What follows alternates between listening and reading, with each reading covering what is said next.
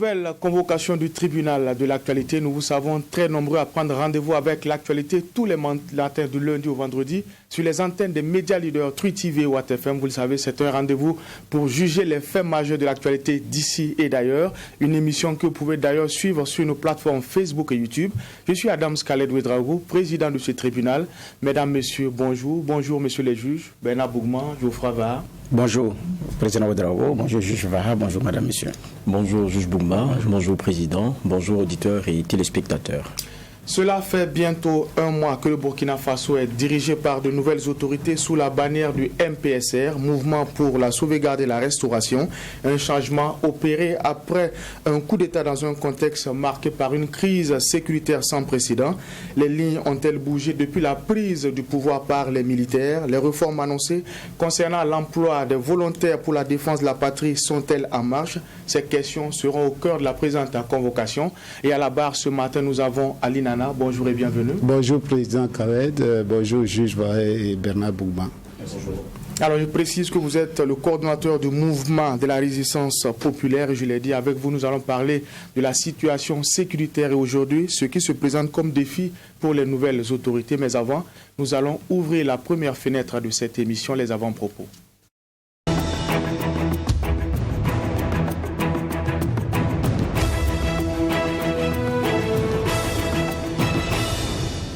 Et pour la partie avant-propos, nous allons passer la parole au juge Bougman. Qu'est-ce qui retient votre attention pour cette deuxième convocation de la semaine du tribunal de l'actualité? Alors, il y a le Mali, où une coalition entend former à partir du 27 février à minuit à Abidjan un gouvernement civil de transition qui va conduire le pays vers des élections générales dans un délai de 6 mois. Donc c'est la presse ivoirienne qui a relayé ces propos qui sont de Anéa Ibrahim Kamara, qui est le président de cette coalition en Côte d'Ivoire. Donc la coalition s'appelle Mouvement Faso Dambé, je ne sais pas si je prononce bien, qui veut dire l'honneur de la patrie en Bambara. Donc et ici, le 27 février, c'était la date normale retenue pour les élections au niveau du Mali. Ça n'aura pas lieu, ce n'est plus un secret. Et donc, c'est à partir de cette date que cette coalition va former un gouvernement depuis l'extérieur. Ce n'est pas la première fois qu'on a des gouvernements formés depuis l'extérieur. Nous avions reçu d'ici d'ailleurs celui du Comore qui fait partie effectivement d'une forme de gouvernement. Voilà, effectivement, à peu près la même chose. Donc, j'ai dit, ce n'est pas la première fois que des gouvernements soient formés de l'extérieur maintenant pour tenter de rentrer. Donc, le Mali va en subir et puis le territoire choisi pour former ce gouvernement, c'est la Côte d'Ivoire. Reste à savoir si les autorités ivoiriennes vont accepter à partir de son sol, donc valider un tel projet, parce que pour le moment c'est ce qu'ils ont dit à la presse, mais est-ce que le gouvernement ivoirien va formellement accepter qu'à partir de son territoire, un tel gouvernement soit formé, alors que la CEDEAO est dans des négociations et que Goodluck Jonathan est attendu d'ailleurs demain, jeudi, à Bamako. Donc c'est la grosse interrogation. Toujours est-il qu'on a entendu l'audio qui a fuité, pas encore authentifié, entre Alassane Ouattara et Boubou Cissé, qui rigolait de la situation et qui semblait en tout cas avoir un plan commun pour déstabiliser les autorités actuelles par rapport aux sanctions qui ont été imposées, dont la finalité ne vise qu'effectivement à déstabiliser les autorités actuelles. Donc, je dis bien, la grosse interrogation, c'est si Abidjan valide ou pas. Et si Abidjan valide, quelle va être maintenant la suite? Comment est-ce qu'à partir de l'extérieur, vous organisez des élections, mais apparemment, ils semblent avoir leur plan, parce qu'ils disent qu'ils vont donner des mots d'ordre de mobilisation des Maliens dans les autres localités au Mali, parce que pour eux, la majorité des Maliens ne sont pas d'accord avec les militaires au pouvoir. Donc, je dis bien, reste à savoir comment est-ce que ça va se passer. Et puis, la suite, on pourra effectivement apprécier. Le deuxième avant-propos, pour terminer rapidement, c'est la situation de l'ancien chef de l'État, Roch Kaboré, dont la surveillance, les conditions de détention ont été durcies par le MPSR, gardé actuellement par les forces spéciales. Il n'a droit qu'à 1 heure de visite par jour et ces téléphones ne lui ont pas encore été restitués sans qu'effectivement les uns et les autres ne sachent pourquoi. Bon, pour quelqu'un qui paraît inoffensif et qui avait affirmé d'ailleurs à ceux qui sont venus le voir qu'il n'a pas voulu de bain de sang, c'est pourquoi il n'a pas accepté que les uns et les autres entrent en résistance. Ils sont nombreux d'ailleurs qui avaient demandé sa libération. Les conditions se durcissent subitement. La question qu'on se pose, c'est mais qu'est-ce qui se passe? Qu'est-ce qui ne va pas? À quel niveau de menace peut être le président actuel vis-à-vis des autorités de cette transition qui commence? Bon, en tout cas, c'est une question pour le moment qui n'a pas de réponse. Mais ça surprit plus d'un. Et ces conditions, je dis bien qu'ils se sont durcies, alors qu'il avait été déjà accédé par les émissaires de la CEDEAO et par une délégation des partis politiques à l'issue de la rencontre qui avait eu lieu entre le MPSR et les présidents, les représentants des partis politiques. Je dis bien, alors subitement, qu'est-ce qui se passe pour que on en arrive à durcir les conditions et gardées par cette force spéciale qu'il a lui-même créée. Et puis bon, les forces spéciales africaines aussi, c'est ça. Vous les créez, après apparemment ça se retourne contre vous. Comment on appelle ça? Ce n'est pas Alpha Condé qui dira le contraire, ce n'est pas Ibeka qui dira le contraire, parce que celui qui a renversé Ibeka Goïta, c'était le commandant des forces spéciales, et ce n'est pas le président Kabore également qui dira le contraire. Donc l'objectif armée-nation, on a encore du boulot à faire, comme la construction de l'État-nation de façon générale dans nos pays. Donc ce n'est pas seulement au niveau des rangs de l'armée, mais c'est beaucoup plus l'enjeu de la fondation même de l'État-nation dans tous ces segments armés, politiques et autres qui posent véritablement problème. Et nous sommes dans une telle situation. Merci, juge Bouma. Juge Var.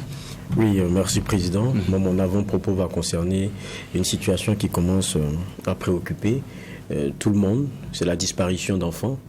C'est récurrent, tant ici bien que le service de communication de la police nationale a partagé un digne intérêt, comme on pourrait l'appeler, et qui fait état de ce que, à titre illustratif, les services de police ont déjà enregistré pour le seul mois de février, disent-ils dans ce papier, plus d'une dizaine de cas dans la seule ville de Ouagadougou. Donc, on est décédé en une vingtaine de jours. Vous avez plus d'une dizaine de cas. C'est au moins un enfant qui disparaît chaque 2 jours. C'est vraiment alarmant. Et la police qui rassure et qui dit donc traiter avec diligence les cas enregistrés et donc met tous les moyens, en tout cas, pour pouvoir retrouver les enfants lorsque cela arrive. Mais qui rappelle aussi la réalité de ce que les parents doivent être un peu plus vigilants, ou bien beaucoup même plus vigilants, et pour qu'on puisse éviter ce type de choses-là. Et quand on regarde, la police qui dit qu'elle va s'engager pour ne pas que le phénomène atteigne des proportions, vous savez, vous prenez des villes comme Abidjan, c'est des choses qui sont très récurrentes. Dans beaucoup de villes de la sous-région, c'est des choses qu'on voit très souvent. À Ouagadougou, ça vient souvent par à-coup. Et donc, il faut craindre que cela ne devienne un phénomène ingérable. Et surtout que ceux qui soient derrière ne trouvent pas en des villes du Burkina Faso des ventres mous où ils peuvent facilement venir faire ce type de basse besogne-là. Et ça inquiète vraiment au premier chef. Ça interpelle vraiment tout le monde et ça fait peur. Ça fait vraiment peur. Et moi, je vais terminer par rappeler, parce que ça aussi, c'est une contribution, parce que la police rappelle donc les numéros verts, c'est les 17 16 10 10, qui restent donc disponibles pour signaler les cas suspects. Parce qu'en la matière, très souvent, il faudrait qu'à un moment donné, chacun soit un peu les gendarmes de l'autre. Les comportements suspects, quand on les voit, on devrait pouvoir les dénoncer. Et très souvent aussi, il faut faire beaucoup attention et éduquer les enfants, leur parler. Parce qu'à un certain âge aussi, il faut à un moment donné avoir cette conversation-là, ne pas s'approcher d'inconnus ou partir avec des inconnus. Il y a un discours à avoir avec son enfant et ça, c'est dans la cellule familiale, chacun devait l'avoir. Et puis, il y a un regard constant aujourd'hui parce que le contexte se prête à cela. Ça devient vraiment dangereux, ça devient vraiment inquiétant et j'ai une pensée pour toutes ces familles-là dont les enfants les photos qui circulent aujourd'hui sur Facebook, parce que c'est la contribution des uns et des autres pour qu'il y ait une large diffusion de ces images-là, pour que si d'aventure on arrive à les reconnaître avec le ravisseur quelque part, qu'il y ait une intervention, que certaines puissent dénoncer. Et je pense vraiment à ces familles qui doivent être aujourd'hui dans l'angoisse la plus totale. Donc à chacun de changer son comportement pour que ça n'arrive pas, et ça c'est très important. Merci pour ces avant-propos. Nous allons également dire merci à l'équipe de réalisation de cette émission, le Tribunal de l'actualité, qui nous permet d'être ensemble du lundi au vendredi sur les antennes des médias leaders. Ali Nana, coordonnateur du mouvement de la résistance populaire, est sur notre plateau. Merci une fois de plus et bienvenue à la barre du tribunal. Merci. Alors votre conviction, c'est que la lutte contre le terrorisme ne peut porter fruit qu'avec une contribution de la population à la base. Cela justement s'est concrétisé par la création de votre mouvement, un mouvement qui a été créé en 2019. Aujourd'hui, après 4 ans d'existence, comment se porte aujourd'hui ce mouvement-là?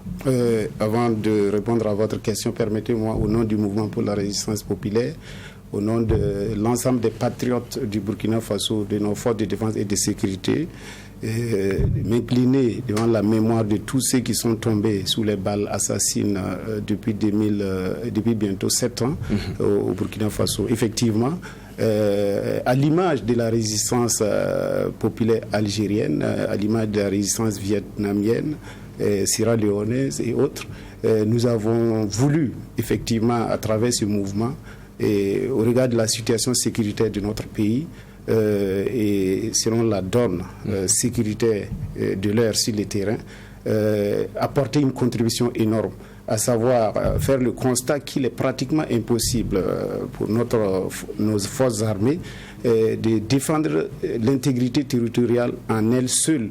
Donc il fallait effectivement trouver un moyen pour inviter la population, inviter les autorités à impliquer les populations de base dans cette lutte-là. Effectivement, notre message a été entendu par la 7e législature et par l'ancien président qui, effectivement, dans un message solennel, a invité les Burkinabés à se constituer en volontaire pour la défense de la patrie.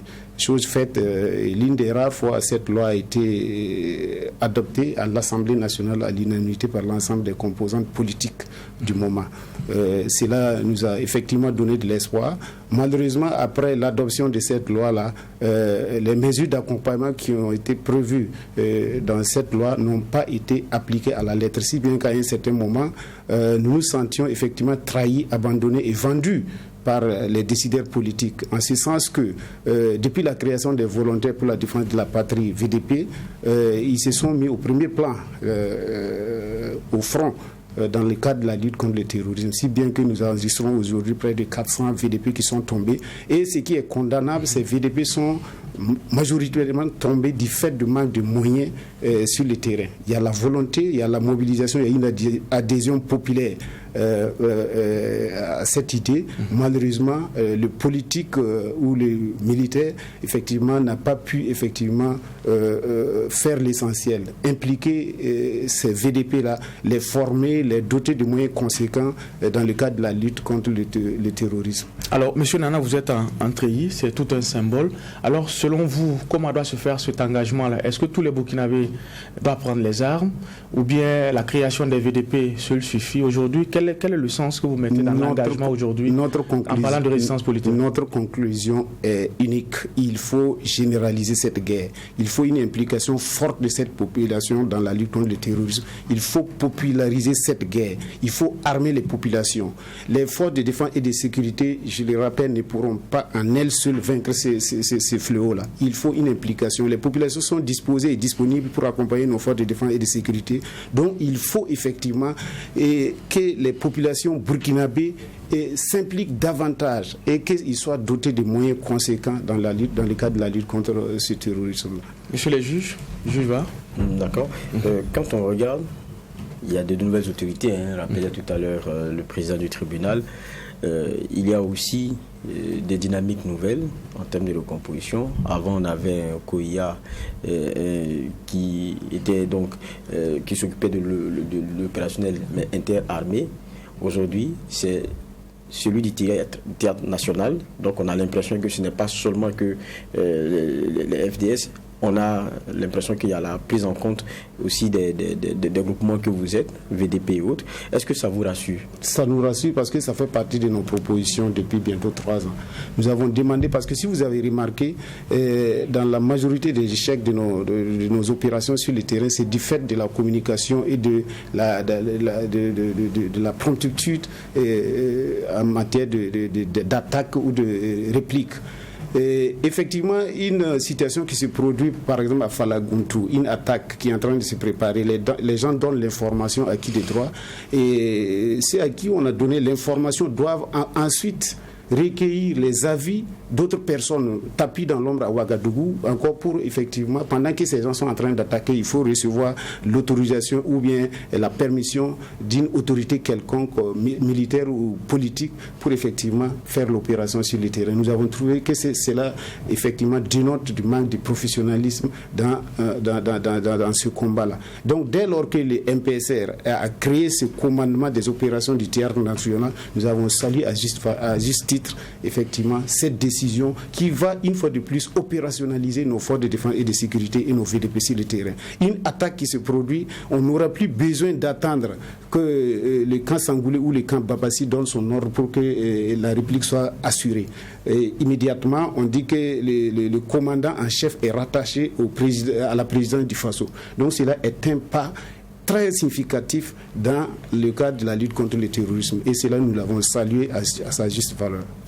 Et on a en tout cas aujourd'hui des militaires qui sont à la tête et donc qui gèrent les choses. Est-ce que vous avez senti depuis un changement? Parce que soyons concrets, la question du terrorisme, ce n'est pas un changement ce n'est pas demain que ça va forcément s'achever. C'est une lutte de longue haleine. Ce que les Burkinabés demandaient depuis, c'est qu'il y ait une inversion des tendances. Ça fait quand même quelques semaines qu'ils sont là. On dira que c'est peut-être trop tôt pour pouvoir juger, mais je pense que lorsqu'on fait des cassures, ça se sent aussi pour ceux qui sont au front, parce que vous êtes en première ligne, je parle de ces VDP-là. Est-ce que depuis lors, vous avez senti un type de changement? Effectivement, sur le terrain. Et ce que nous avons condamné dans la pratique au temps du régime Kaboré, c'est que malheureusement, il n'y avait pas une coordination pratique sur le terrain. Alors, du moins, ces VDP-là n'étaient pas considérés comme la loi l'a prévu. Mais à l'arrivée, une semaine après l'arrivée du mouvement du MPSR, nous avons senti les volontaires pour la défense de la patrie ont été approchés au niveau des détachements, des différents détachements du Burkina Faso. On les a convoqués et effectivement donné l'assurance nécessaire que les nouvelles autorités ne vont pas changer des stratégies. Et mieux, ils vont encore ouvrir d'autres stratégies, contrairement à l'ancien système qui consistait effectivement à mettre les VDP au premier plan ou à former ces VDP-là en 2 semaines. Et depuis l'arrivée du MPC, nous avons constaté que cela est une réalité. Les VDP ont été convoqués, des instructions ont été données avec toutes les assurances. Parce qu'à 2 mois de la chute de l'ancien régime, il y avait une certaine débandade au niveau des volontaires. Je m'en vais pour preuve la situation à Windigi, où quand Windigi a été annexé, les volontaires se sont repliés effectivement à Titaoville. Il en est de même à Zimtanga et à Kargo. Ces VDP-là se sont retrouvés à Kongossi et il n'y avait pas d'accompagnement. Ces VDP étaient obligés de venir se faire recenser au même titre comme les déplacés internes et sans mesure d'accompagnement. Il y avait une certaine débandade. Donc, heureusement, après le coup d'État, ces VDP ont été regroupés et un message fort a été donné, si bien qu'aujourd'hui, on a une remobilisation totale et volontariste de ces volontaires pour la défense de la patrie là, qui ont donné tous les gaz nécessaires à nos nouvelles autorités, qu'ils seront aux côtés de nos forces de défense et de sécurité pour mener à bien ce combat. Parce qu'effectivement, comme il s'est dit, il n'y a jamais eu de problème particulier entre nos forces de défense et de sécurité et les volontaires pour la défense de la patrie, parce que les volontaires pour la défense de la patrie sont des supplétifs de l'armée selon la loi. Ils sont encadrés, formés par les forces de défense et de sécurité, si bien qu'aujourd'hui, quand les gens tentent de mener un faux débat qui a un problème, non. Notre leader Hiro a dit en son temps qu'il n'y a pas de problème sur le terrain entre eux et les forces de défense et de sécurité. Mais vous savez comment tout est politisé au Burkina Faso. C'est le politique qui n'a pas joué son rôle, c'est le politique qui n'a pas fait ce qu'il devrait faire pour effectivement accompagner nos forces de défense et de sécurité et nos VDP. Parce qu'il faut reconnaître aussi que ces VDP-là vivaient les mêmes réalités que nos forces de défense et de sécurité qui partaient au front, la peur au ventre. La peur au ventre, c'est pas parce qu'ils ont peur de mourir, parce qu'ils n'ont rien laissé à la maison. Et si toutefois une situation survenait, écoutez, ces veuves et ces orphelins ne sont pas pris en compte, nous pouvons recenser, nous pouvons vous donner une liste très exhaustive des familles de VDP, des familles de FDS qui aujourd'hui sont en train de raser les murs à Ouagadougou pour chercher à manger. Beaucoup d'enfants orphelins ont abandonné les classes du fait de manque de moyens, et en ce moment nos autorités étaient en train de faire la fête à Ouagadougou avec les moyens de l'État, et si bien qu'on ne se sentait même pas à Ouagadougou qu'on était en guerre. Et nous avons appelé, une fois de plus, nous remercions les MPSR pour la limitation effectivement des résistances populaires, parce que ça faisait partie de nos propositions aussi. Et un pays qui est annexé à près de 2 tiers. En ce moment, les grandes villes comme Ouagadougou, Bobo-Dioulasso, quand vous arrivez la nuit, vous ne pouvez pas savoir que nous sommes en guerre. C'est toute la fête possible. Avec les moyens de l'État, les militaires, les FDS sont en train de se plaindre, les VDP, nos parents sont en train de dormir sans maison, sans autre forme de protection, et tout le monde était livré. On se demandait même si on était toujours dans un État organisé, un État souverain. D'accord. Alors, pourtant, le même Laye Yoro, avant sa mort, dans une sortie médiatique, disait et demandait clairement aux militaires de cesser de diviser les VDP, parce que les militaires, certains militaires dans leur façon de faire, tentent de diviser les VDP, et ce n'est pas une bonne chose. Ça, il l'a dit. Est-ce que vous avez constaté cela? Parce que vous avez parlé du politique, mais lui, il a beaucoup plus indexé des militaires burkinabés, dont certains ont tenté de cogner la tête des VDP entre eux, et c'est ce qu'il dit dans l'élément. Exactement. Ça, c'était une situation particulière à Titao que nous maîtrisons et que nous refusons d'évoquer ici. Mais si vous... Mais donc, ce n'était pas seulement du fait du politique. Non, si vous revisitez, vous réécoutez effectivement ce qu'il a dit. Il a dit qu'il n'y a pas de problème entre eux et les militaires. Maintenant, sur le théâtre des opérations, il y a certaines têtes qui tentent effectivement de dire ça. C'est une situation très circonscrite, mais de façon générale au niveau national, aucun VDP ne s'est plaint parce qu'un militaire s'est comporté autrement.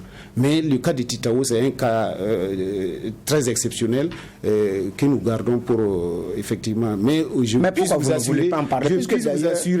vous assurer qu'aujourd'hui, depuis le changement des différents chefs, des commandants militaires, ça appartient au passé. Aujourd'hui, il existe une parfaite collaboration, une symbiose totale entre nos forces de défense et de sécurité et entre effectivement ces FDS-là et les VDP. Il n'y a aucun problème et nous ne verrons pas de problème. Si toutefois les autorités actuelles assurent ce qui est prévu pour ces volontaires pour la défense de la patrie. Ce qui appartient au passé, c'est vrai, ça appartient au passé, mais Yoro n'est plus. Alors que c'est quelques jours d'ailleurs après cette sortie que Yoro est tombé. Oui. Bon, maintenant, comme vous dites que vous ne voulez pas en parler, nous ne voulons pas vous embarrasser aussi, mais en tout cas, il y a des zones d'ombre dans cette affaire. Peut-être qu'on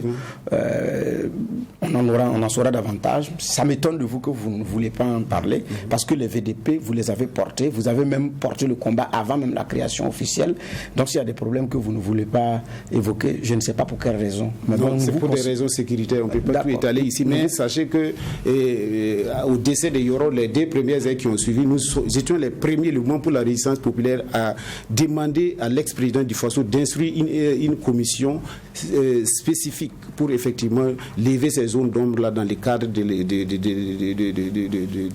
décès de Yoro. Parce que nous disons aujourd'hui, et selon les informations à notre possession, que Yoro n'a pas été tué par les terroristes. Yoro a été tué par les ennemis du peuple. Qui viennent d'où? Voilà, qui viennent du Burkina Faso, comme ceux qui nous attaquent d'ailleurs.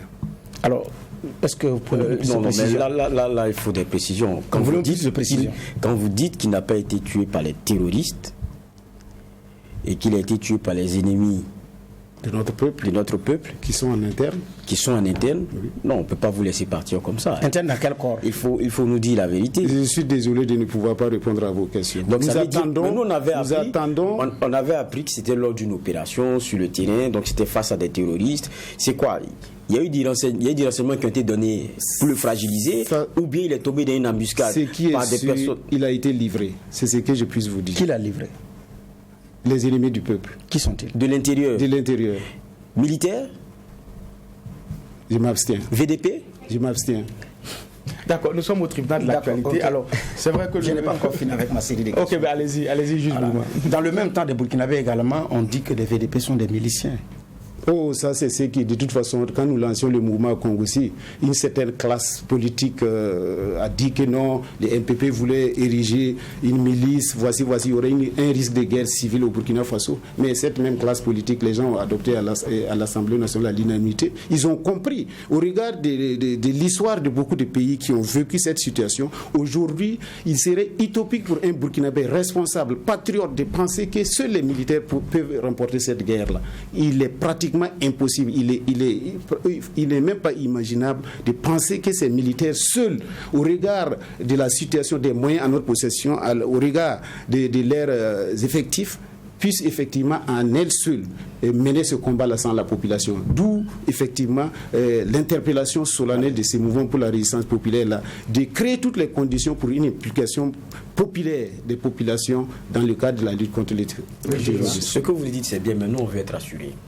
Vous dites, donc quelqu'un qui a été le symbole à un moment donné de la lutte sur le terrain, notamment celle avec la contribution des civils, donc parlant des VDP, vous dites il a été trahi, il a été livré par des personnes internes. C'est-à-dire que ce n'est pas des terroristes, c'est dans notre propre camp.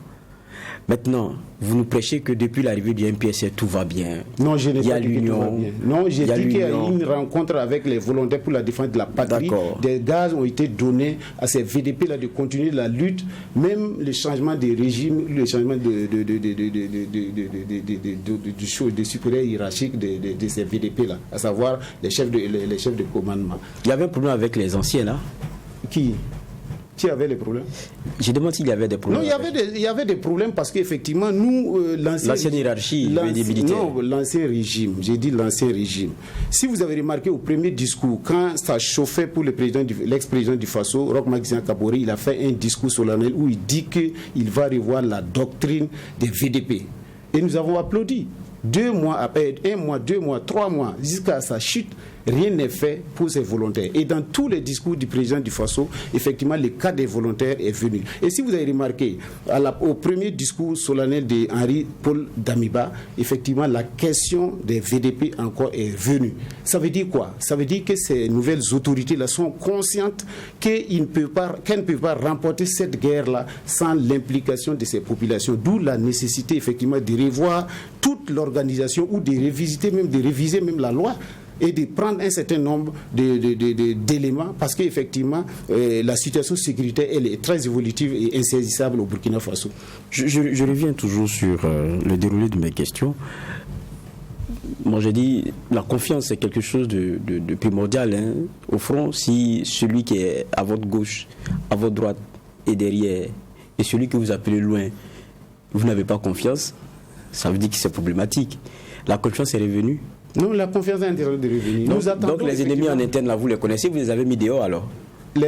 Les ennemis dont vous parliez. Non, mais de toute façon, raison pour laquelle ils ont pris le pouvoir. Ils ont dit, la première phrase du MPSR, au regard de la dégradation continue de la situation sécuritaire, qui sape les fondements de notre nation et de l'incapacité manifeste de Roch-Marc Christian Kabore à unir les Burkinabés pour faire face à cette menace, à cette lutte-là. Le MPSR a décidé de mettre fin à ce pouvoir. Oui, simplement cette phrase, elle est illustrative. Ça veut dire quoi? Ça veut dire que toute la stratégie, toute la batterie de stratégies qui a été menée depuis 7 ans n'a pas été opérante. Qu'est-ce qu'il faut faire? Donc, au regard de cette situation, les jeunes officiers ont décidé de prendre leurs responsabilités en main. Ça veut dire quoi? Ça veut dire qu'ils vont corriger tout ce qui n'allait pas. Et voici pourquoi vous avez remarqué depuis leur arrivée, il y a eu effectivement des nominations, il y a eu effectivement une conception de nouvelles stratégies. Et ce que je veux dire au Burkinabé, c'est de savoir que le militaire, il n'est pas comme les civils. Ce qu'il fait, c'est pas forcément ce qu'il... Entre la parole et l'acte, dis-moi, c'est pas chaque fois qu'il doit dire ce qu'il est en train de concocter. Même aujourd'hui, les gens sont en train de dire que depuis un mois, on ne voit pas de résultats, les attaques sont en train de venir de part et d'autre, et ainsi de suite. Écoutez-vous quoi. Un pouvoir qui vient d'arriver, prenez le cas du Mali. Lorsque Aya Sanogo a déposé Amadou Toumani Touré, en 3 jours, les terroristes ont fait un travail de plus de 2 ans quand ATT était ici. Ça veut dire qu'ils ont profité de ce vide-là pour avancer. Et c'est ce qui se passe aujourd'hui. Vous m'emmenez loin de ma question. Ma question, c'est bien celle-là. Concernant les traîtres en interne. Parce que moi, je dis que ça, c'est très important. Ce que vous avez dit est assez grave et c'est très important. Vous savez, vous allez restructurer comme vous voulez. Tant qu'à l'intérieur, il y a des gens qui sapent et que vous ne les avez pas enlevés, il y a un problème. Mais écoutez, voilà pourquoi je dis, est-ce que vous avez la conviction aujourd'hui que ces personnes ont été identifiées et extirpées? Mais je place entièrement ma confiance aux nouvelles autorités. C'est sûr que s'ils ont pris la responsabilité de prendre la destinée de ce pays-là, c'est qu'ils sont capables de démasquer ces traites-là en l'air sain et au sein des populations. Parce que les traites ne sont pas simplement au niveau des forces de défense et de sécurité. Ceux qui nous attaquent, je le répète, ce n'est pas des gens qui sont venus d'autres frontières. Ils sont venus, c'est des Burkinabés qui attaquent des Burkinabés pour des considérations que nous ignorons tous. Maintenant, et si des gens, au regard de la dégradation de cette situation sécuritaire, ont décidé de prendre effectivement en main ce combat-là, c'est qu'ils sont à même de démasquer ces ennemis-là et de les traiter comme il se doit. Donc nous plaçons, justement, sans être aussi pessimiste, nous plaçons notre confiance, entière confiance en ces autorités-là, quitte à ce que dans 2 mois, dans 3 mois, le contraire soit prouvé. Et si d'ici 2 mois, d'ici 3 mois, jusqu'à 6 mois, nous ne voyons pas effectivement des changements de paradigme comme l'a sollicité l'ex-président du Faso, alors ces militaires-là trouveront le mouvement pour la résistance en face. Parce que depuis 2015, même ceux qui ont les armes savent que les populations à un certain moment n'auront pas peur de ces armes-là. Donc aujourd'hui, les militaires sont interpellés, les militaires effectivement doivent écouter ce que dit le peuple, parce que le peuple c'est pas Ouagadougou, c'est pas Bobo Dioulasso. Ils doivent effectivement, comme il l'a fait, Sandaogo l'a fait, aller sur le terrain pour observer, pour constater comment les gens mangent, comment les gens dorment, comment les gens se débrouillent effectivement dans un même pays comme Ouagadougou où les gens croient qu'ils sont au paradis.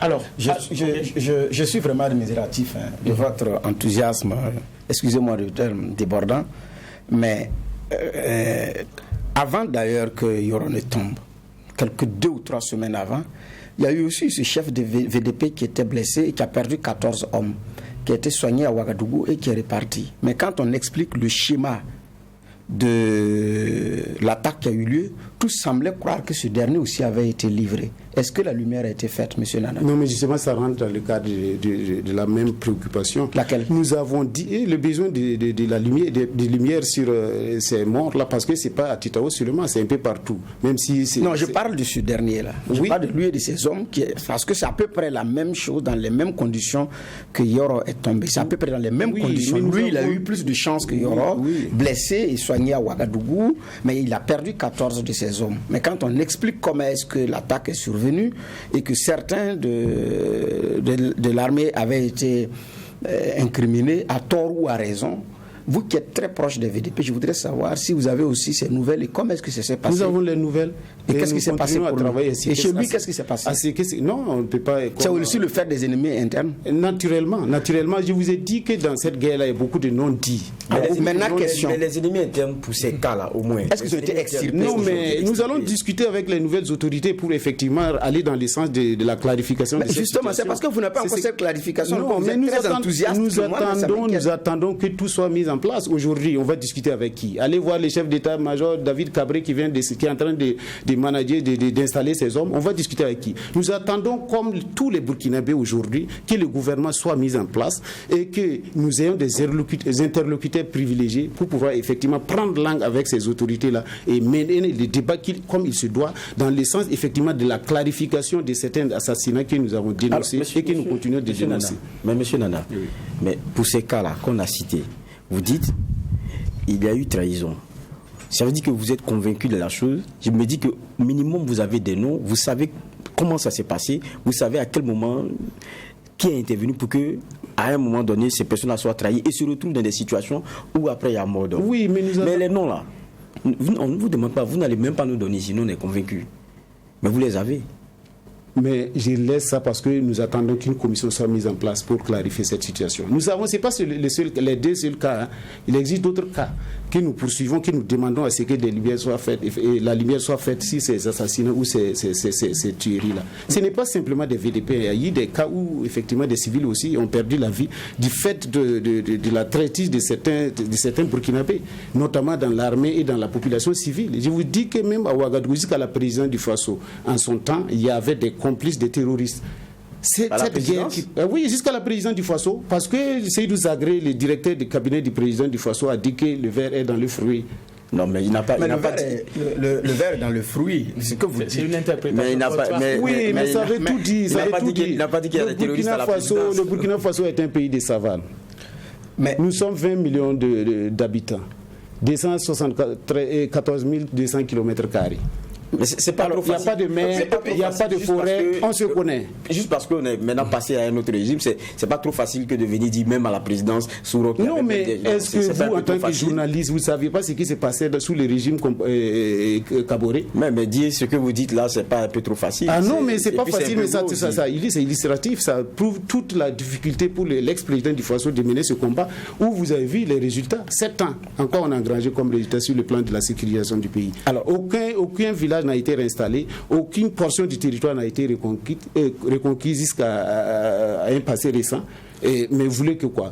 Qu'on dise que ça va, c'est parce qu'effectivement les gens ont passé tout leur temps à accuser certains Burkinabés, certains camps, certains groupes que voici nous sommes à cette situation. Sinon, dès lors que le mouvement pour la résistance a vu le jour et que l'ex-président du Faso a donné son cutus pour l'enrôlement de ces populations-là dans le cadre de la lutte contre le terrorisme, si on avait pris le problème à bras le corps, on ne serait pas là où nous sommes à 2 millions de déplacés, à près de 1 million de morts et à près de 3500 écoles fermées.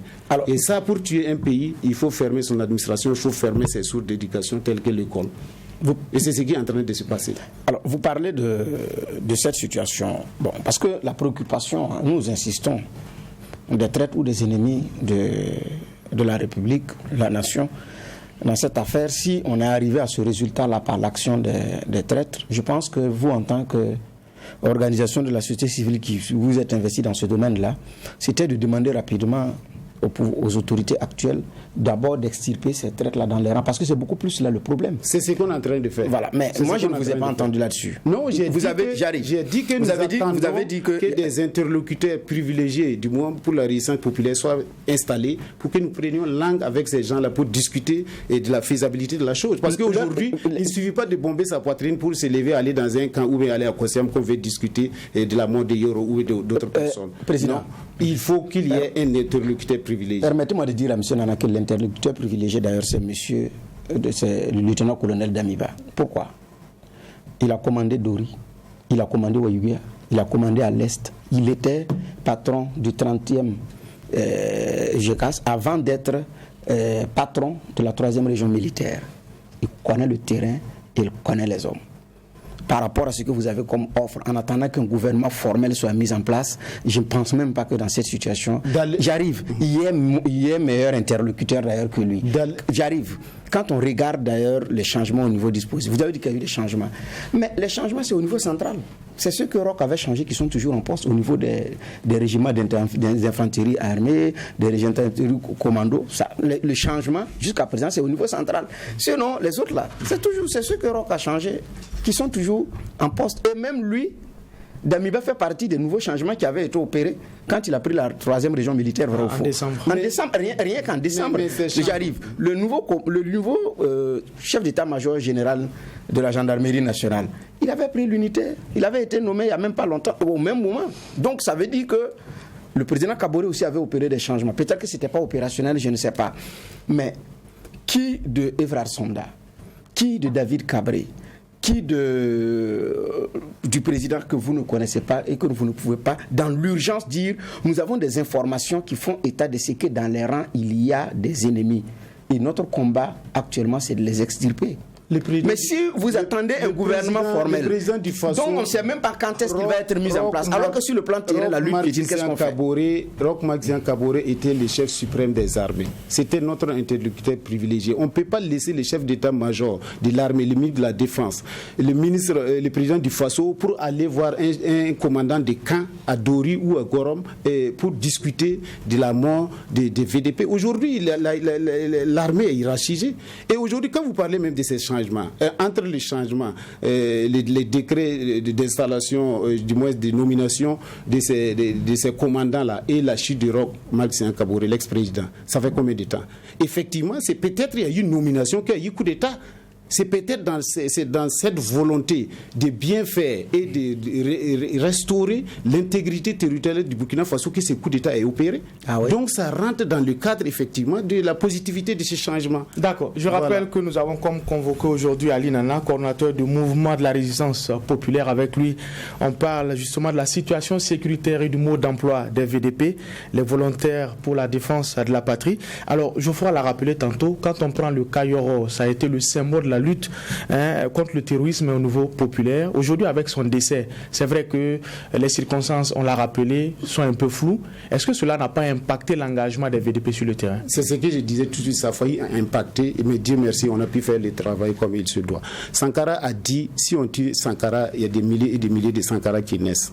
On a tué Yoro. Aujourd'hui, le devoir de redevabilité ou de mémoire pour ces VDP ou pour ces patriotes, parce qu'effectivement, notre engagement, ce n'est pas forcément pour les VDP, c'est pour l'ensemble des patriotes burkinabés qui doivent s'engager. Avec le décès brutal de Yoro, cela a constitué effectivement un motif, une motivation pour ces VDP et ces patriotes-là de venger effectivement la mort de Yoro.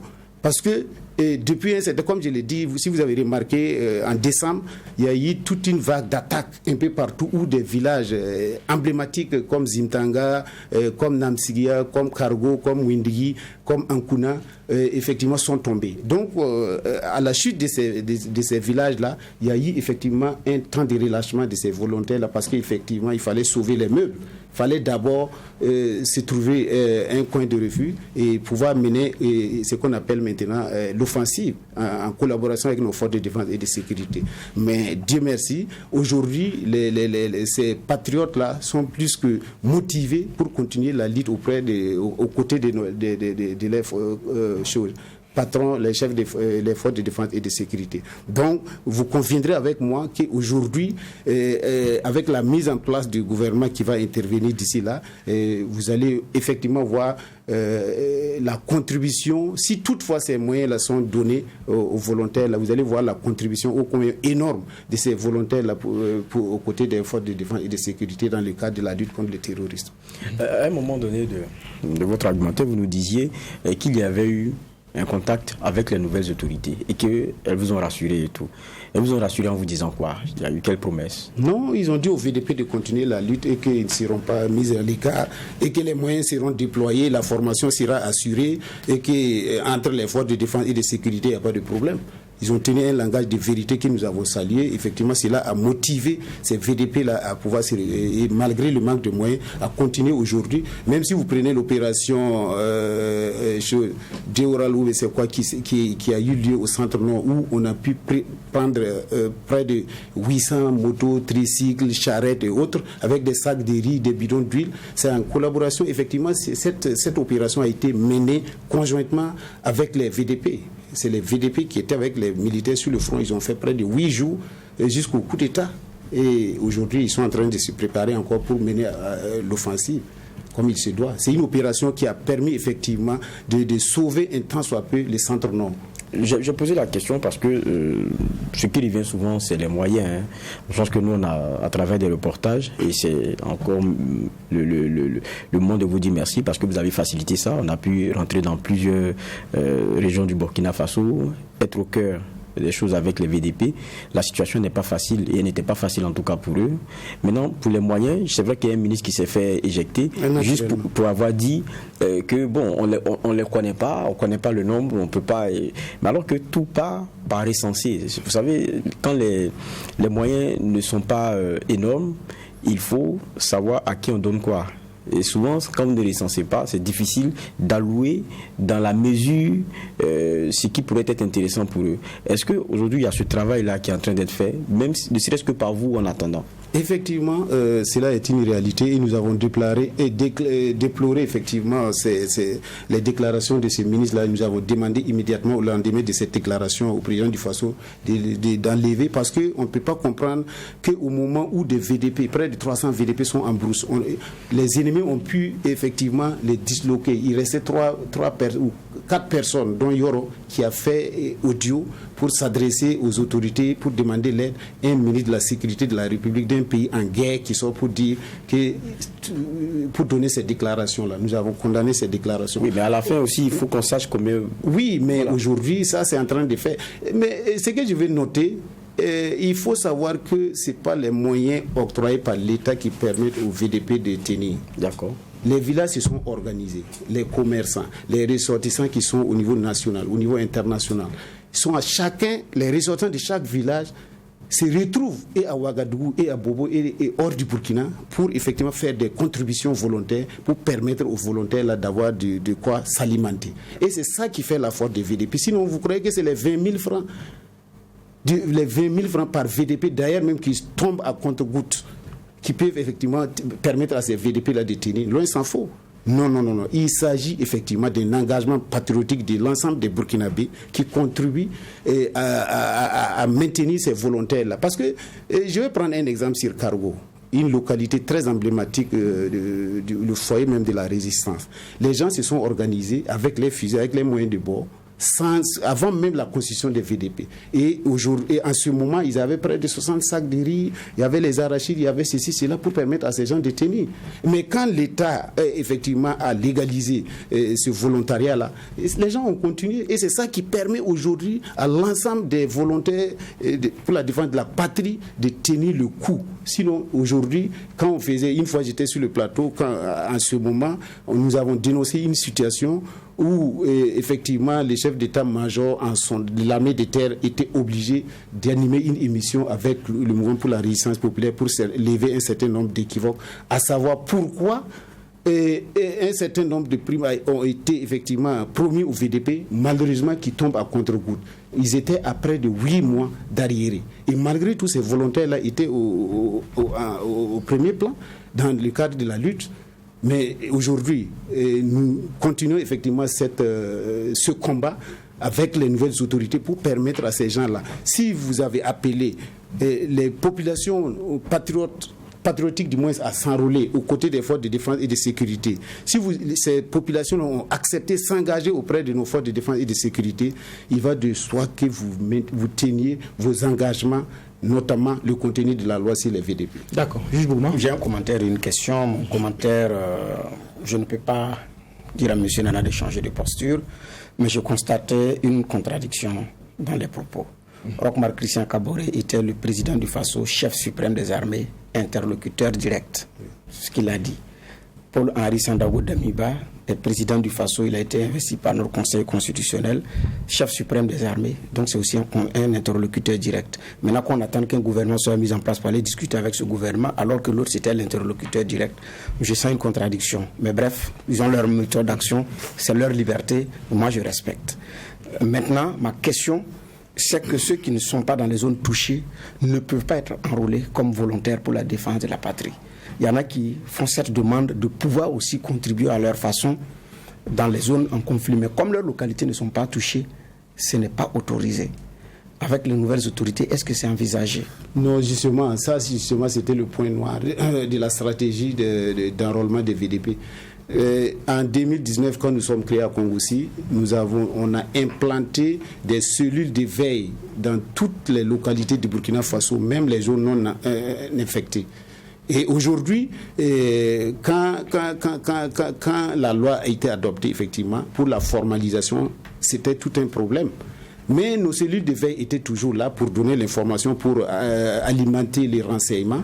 Mais effectivement, comme c'est les forces de défense et de sécurité qui doivent encadrer les volontaires, comme c'est le budget de l'État qui doit effectivement assurer les primes de ces volontaires, et les autorités militaires et politiques en son temps n'ont pas effectivement accéléré le processus d'installation de ces VDP-là dans les localités non affectées. Sinon, ce que nous avons dit, notre proposition dès le début, c'était de mettre des cellules de veille, même s'il n'y a pas d'attaque, même s'il n'y a pas de menace, qu'il faut mettre effectivement des gens pour pouvoir effectivement prévenir. Parce que c'est le manque de prévention qui a fait qu'aujourd'hui nous sommes à cette situation. Si au début on avait pris le taureau par les cornes, si on avait effectivement anticipé, parce que gérer c'est prévoir, si on avait anticipé, je vous assure qu'aujourd'hui, on n'allait pas être dans cette situation. Malheureusement, les gens ont passé tout leur temps à dire c'est à Djibo que ça se passe, c'est à Titao que ça se passe, c'est à Arbinda que ça se passe, nous sommes loin.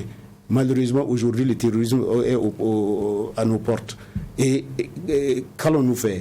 Alors, il n'y a qu'effectivement cette volonté-là, cet engagement-là qu'il faut assurer avec les nouvelles autorités qui ont brandi l'argument sécuritaire pour prendre le pouvoir. Donc nous les prenons au mot, qu'ils nous assurent cette sécurité, qu'ils assurent l'unité des Burkinabés pour faire face aux défis de la sécurité sécuritaire et aux défis des enjeux économiques. Alors, c'est peut-être une impression, mais quand on vous écoute parler des nouvelles autorités, on a comme l'impression que vous donnez carte blanche au MPSR.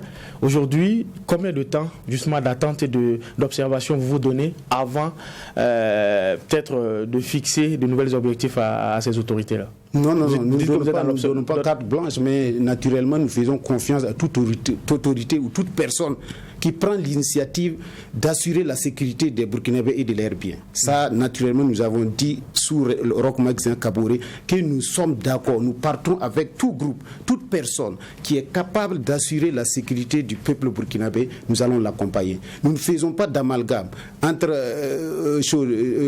les regroupements politiques, religieux, ethniques. Non, nous n'avons pas de préférence. Nous avons dépassé cette considération. Nous voyons en l'homme qui puisse nous assurer cette sécurité, puisse permettre à nos parents de répartir aux 2 millions de Burkinabés qui ont fui leur village, de répartir et de se prendre en charge. Nous leur donnons carte blanche. Donc nous avons foi en ces nouvelles autorités qui ont brandi, je le répète, c'est leur première phrase. Lors de la déclaration à la RTB, ils ont dit compte tenu de la dégradation continue de la situation sécuritaire du Burkina Faso. Et dès lors qu'ils ont prononcé cette phrase, moi j'ai sursauté parce que je me suis retrouvé. Maintenant, la question de temps est une question que nous analysons en fonction de la réalité du terrain parce qu'il ne faut pas... Le Burkina Faso est un pays pas exceptionnel mais très difficile à gérer. Vous allez voir, les situations que nous vivons depuis 1960 aujourd'hui, c'est les conséquences directes d'affrontements entre des individus, entre deux groupes politiques. Ça, il faut avoir le courage de le dire. Aujourd'hui, des gens ont perdu le pouvoir, ils vont travailler, je ne le dirai pas, il y a des patriotes, mais il y a des apatrides, parce qu'ils ont perdu le pouvoir, parce qu'ils ont perdu les privilèges du pouvoir, qui vont travailler à ce que le Burkina Faso soit à feu et à sang. Et ça a toujours été comme ça. Sous la révolution, sous le CMRPN, sous le CSP, sous la révolution, sous le Front populaire, à l'ouverture démocratique, en 2015, en 2014, chaque fois il y a deux groupes qui s'affrontent. Et voici pourquoi nous avons dit au président Damiba, au-delà de la question sécuritaire, il n'a qu'à poser les jalons, une base durable d'un État qui sera à l'abri des coups d'État. Ça sous-entend que quoi? Il faut mettre en quarantaine, il faut mettre à la retraite anticipée un certain nombre d'individus au Burkina Faso qui se sont illustrés de façon positive dans la conduite des affaires au Burkina Faso. Ça, je l'ai dit. Okay. Juge Bouvara, vous avez la parole, peut-être pour un commentaire ou une question avant qu'on je n'aurai pas de question, j'aurais juste un commentaire. C'est vrai que M. Dana, vous le disiez en introduction, est venu bien préparé avec tout en treillis et tout. Et on sait que la communication elle est aussi visuelle, mais je ne peux. Il y a ce que je regarde depuis. Je ne sais pas si vous êtes soutenu par la Bulgarie. non? Nous sommes soutenus par toute force qui puisse assurer la sécurité du Burkina Faso. Comme il y a le drapeau bulgare sur votre pays. Le Burkina Faso fait partie du Conseil des Nations. La Bulgarie fait partie des amis du Burkina Faso. J'aurais aimé le drapeau burkinabé. Voilà. J'ai vu le drapeau bulgare. Depuis, je ne fais que regarder ça.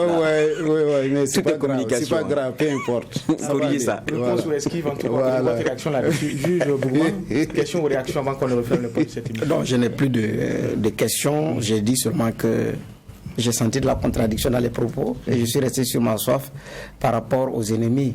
Parce que dans nos langues, l'adage populaire dit vous avez beau être 100 à laver le linge, s'il y a une seule personne avec de la poussière, de la terre, c'est suffisant pour que vous puissiez reprendre tout le travail.